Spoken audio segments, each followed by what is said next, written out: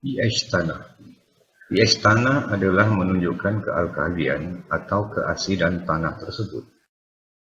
Ianya diukur dengan menggunakan skala pH antara pH 0 hingga pH 14.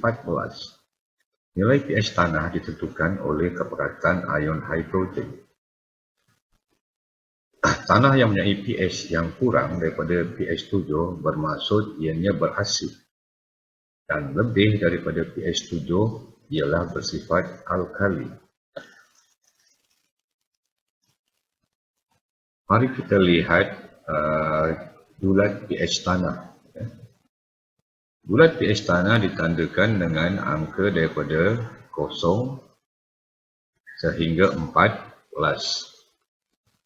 pH 7 adalah bersifat neutral, manakala pH daripada 6 hingga 0 adalah bersifat asid. Semakin rendah nilai pH adalah semakin kecil angka julat dia. Manakala alkali adalah julat pH tanah antara 8 hingga 14. Semakin besar angka bermakna kealkaliannya adalah semakin tinggi. Gambar rajah ini adalah menunjukkan pH meter yang digunakan untuk mengukur pH tanah bagi suatu kawasan penanaman. Faktor yang mempengaruhi pH tanah. Ada 6 faktor yang mempengaruhi pH tanah, iaitu yang pertama, larut resapan; yang kedua, respirasi akar dan organisma tanah; yang ketiga, penambahan asid karbonik dan asid nitrik; yang keempat, penggunaan baja; yang kelima, perebutan bahan organik; dan yang keenam, jenis batuan, jenis bahan induk. Faktor yang pertama, jenis bahan induk. Terdapat banyak tanah di Malaysia berasal daripada batu granit. Batu granit ini mengandungi mineral seperti kuarza, feldspar dan mika yang mengandungi aluminium dan silika. Aluminium mengalami tindak balas hidrolisis dalam tanah, lalu mengeluarkan ion hidrogen yang dapat menurunkan pH tanah.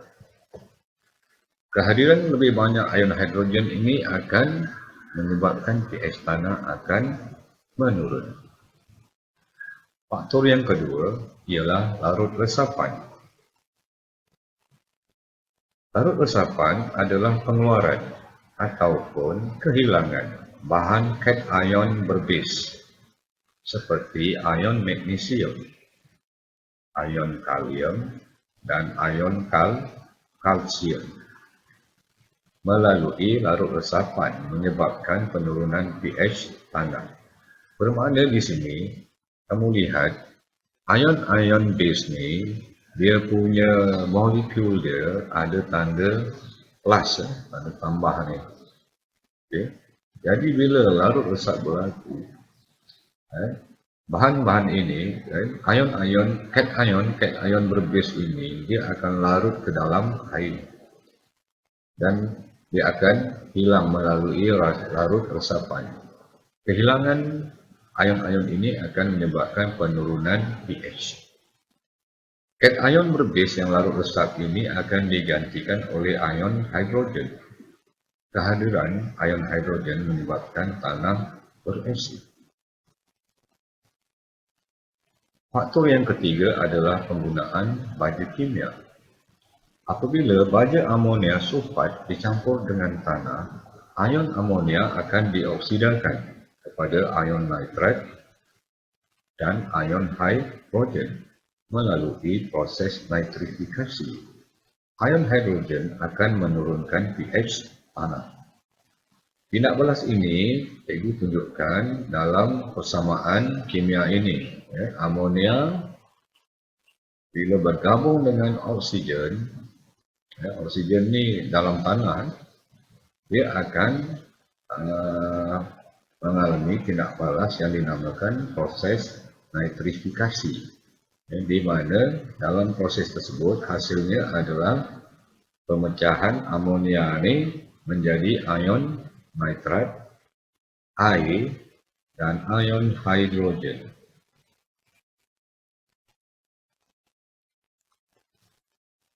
Faktor yang keempat ialah perebutan bahan organik.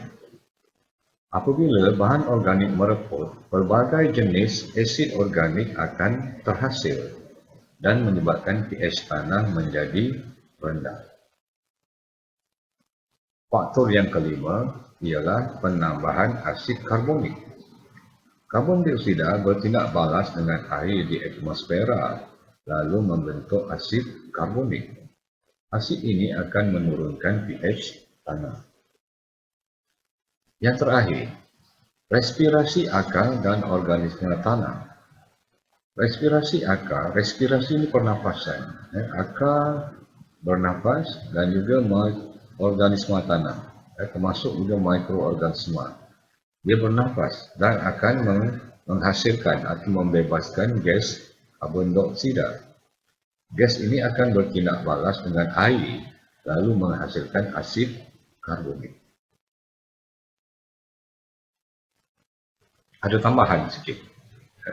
Penghasilan gas nitrogen dioksida dan nitrogen oksida. Kedua-dua gas ini terhasil daripada tindakan kilat di atmosfera yang menghasilkan gas nitrogen dioksida dan nitrogen oksida. Gas-gas ini dapat bertindak balas dengan air lalu menghasilkan asid nitrik. Asid nitrik turun bersama hujan masuk ke dalam tanah dan menyebabkan tanah berasid. Assalamualaikum warahmatullahi wabarakatuh. Sambung semula topik pelajaran kita. Tajuk pelajaran kita yang berikut adalah kesan keasidan pada tanah. Terdapat 3 kesan keasidan pada tanah. Yang pertama, ketersediaan nutrien. Yang kedua, aktiviti mikrob. Dan yang ketiga, penyakit tumbuhan. Kita lihat kesan keasidan yang pada tanah yang pertama, iaitu ketersediaan nutrien. Tumbuhan ni dia memerlukan 2 jenis nutrien. Yang pertama, kita panggil dia nutrien mikro. Nutrien mikro ni, nutrien yang diperlukan oleh tumbuhan. Contoh dia, nitrogen, fosforus, potasium, sulfur, kalsium, dan magnesium. Okay. Senarai nutrien mikro ni memang tumbuhan perlu banyak. Okay. Kemudian yang kedua adalah nutrien mikro. Nutrien mikro ni nutrien yang diperlukan dengan sedikit. Minta maaf ada gangguan sikit. Okey, kita sambung. Nutrien mikro ni nutrien yang diperlukan dengan sedikit. Contohnya ferrum, mangan dioksida, boron dan kuprum dan zinc. Okay. Nilai pH tanah ni dia mempengaruhi ketersediaan nutrien ini. Ketersediaan ni bermaksud adakah nutrien tadi dalam keadaan yang boleh diambil oleh tumbuhan. Itu maksud ketersediaan. Jadi nutrien ni boleh diambil oleh tumbuhan dalam keadaan dia terlarut dalam larutan tanah. Tetapi nutrien ini dia ada sifat-sifat yang tertentu. Dia hanya mudah larut dalam larutan tanah pada pH yang tertentu. Mari kita lihat gambar rajah kesan pH tanah terhadap ketersediaan nutrien. Yang pertama, kita lihat dulu di atas ni, ini adalah julat nilai pH bagi suatu tanah.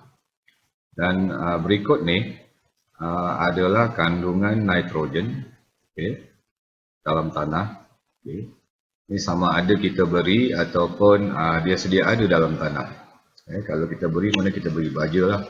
Yang pertama ni kita bagi kepada dua. Yang pertama ni makronutrien, iaitu pertama nitrogen, fosforus, potasium, sulfur, kalium dan magnesium. Manakala di bahagian bawah ni, dipanggil juga sebagai mikronutrien, di mana mikronutrien ni pokok dia hanya perlu sedikit je. Kalau dia ada sedikit lengkap, dia sihat lah. Tapi kalau dia terlebih, pokok jadi tak sihat lah sebab dia berlebihan. Okay. Kita ambil satu contoh makronutrien, iaitu nitrogen. Nitrogen ni dia mudah larut dan kesediaannya adalah tinggi, bermula daripada nilai pH 5.5 hinggalah 8.5.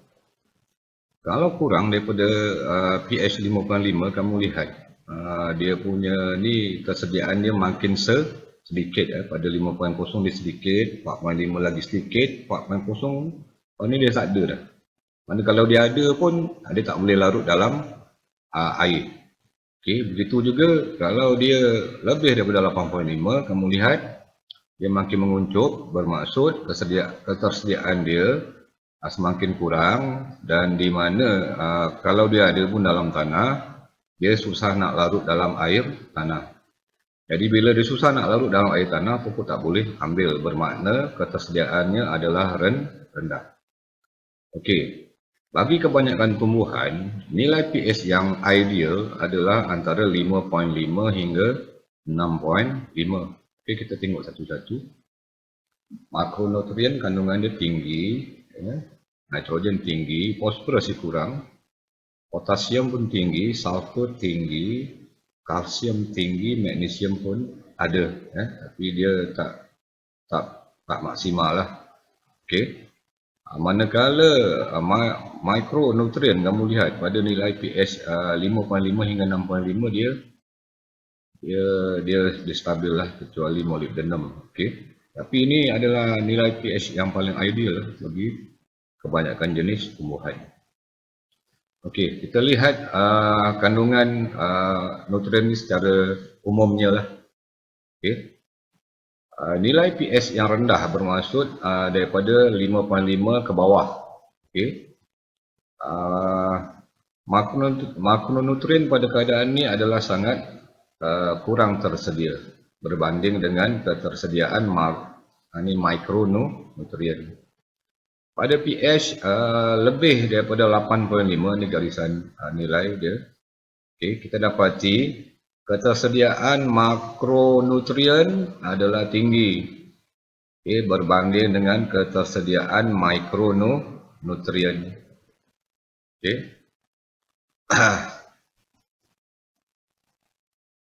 Kesan antioksidan pada tanah yang kedua adalah aktiviti mikro. Pada pH 5.5 hingga 7.8, kebanyakan mikroorganisma yang bermanfaat kepada tumbuhan dia dapat hidup. Mikroorganisma yang menjalankan proses penitratan akan terjejas apabila kurang daripada pH 5.5. Dan kesan yang terakhir adalah penyakit tumbuhan. Patogen merupakan penyebab penyakit kepada tumbuhan. Nilai pH tanah yang rendah akan menyebabkan kulat mudah membiak dan tumbuhan sukar memperolehi nutrien kerana ada persaingan. Mikrob dia nak makan, tumbuhan nak makan. Apa yang nutrien yang tumbuhan nak makan ni diambil oleh mikrob. Contohnya seperti kulat. Bila populasinya semakin membiak, dan nilai pH tanah yang tinggi atau rendah akan menyebabkan pertumbuhan akar terjejas. Akar pokok tak sihat bila tanah terlalu berasid ataupun tanah mempunyai kandungan base atau kealkalian yang terlalu tinggi. Okey, sebelum saya mengundurkan diri, jika ada sebarang pertanyaan, respon, terutamanya kalau tak faham tu, sila hubungi saya dengan segeralah untuk saya bantu. Okay, sekian sahaja untuk kali ini. Assalamualaikum warahmatullahi wabarakatuh.